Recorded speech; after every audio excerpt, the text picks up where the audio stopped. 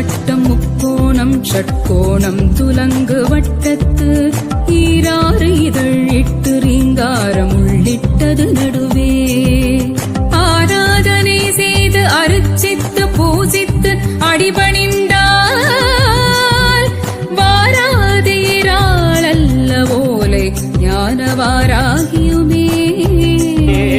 வீட்டுக்குள் விரதம் கொண்டு கிடந்தவள் பீறு கொண்டெழுந்து நின்றாளே வீணப்பயல்களின் ஆணவம் போக்கி வெற்றி கொடி கட்டச் சென்றாளே அக்கிரமம் செஞ்ச அந்த பயல்களை நிக்கிரகம் பண்ண வந்தாளே ஆதி பராசக்தி போலிங்கே வந்திவ நீதிய காத்து ஜெயிப்பாள்.